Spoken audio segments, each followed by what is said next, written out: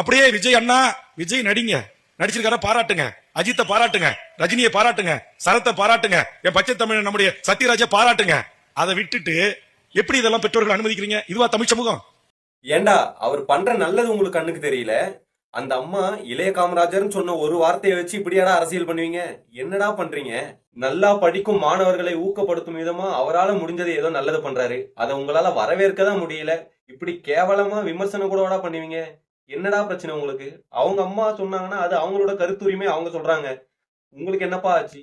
தளபதி விஜய் இடத்துல திரு வேல்முருகன் அவர்கள் இருந்திருந்தால், அந்த அம்மா இளைய காமராஜர் என்று திரு வேல்முருகனை கூறியிருந்தால், அவர் உடனே மைக்கை பிடித்து இந்த அம்மா என்னை தவறாக இளைய காமராஜர் என்று தவறாக ஒப்பிட்டு விட்டார், இதனால் நான் இவர்களுக்கு 2 கிராம் தங்கத்தை தரமாட்டேன் என்று கூறுகிறேன் என்று கூறியிருப்பாரா? சொல்லியிருப்பாரா? சொல்லுங்க. என்னையா பிரச்சனை உங்களுக்கு? ஒரு உண்மையான அரசியல்வாதியா இருந்தா என்ன சொல்லியிருக்கணும்? அண்ணன் திருமாண்ணன் சொல்லும் பதிலை கேளுங்க. அவர்தான் உண்மையான அரசியல்வாதி. தெரியல, அவர் எந்த கான்டெக்ட்ல சொல்லியிருக்கிறார் எனக்கு தெரியல. விஜய் அவர்கள் படிக்கிற பிள்ளைகளை ஊக்கப்படுத்தக்கூடிய வகையில் உதவித்தொகையை வழங்குகிறார், அது வரவேற்புக்குரியது. மற்றபடி பிள்ளைகளில் அவர் மீது கொண்டிருக்கிற அன்பு அல்லது அவர் பிள்ளைகள் மீது கொண்டிருக்கிற அன்பு என்கிற அடிப்படையில் மட்டுமே அதை பார்க்க வேண்டும் என்று நான் கருதுகிறேன். வேல்முருகன் அவர்கள் எந்த பின்னணியில் அந்த கருத்தை சொன்னார் என்பது எனக்கு புரியவில்லை.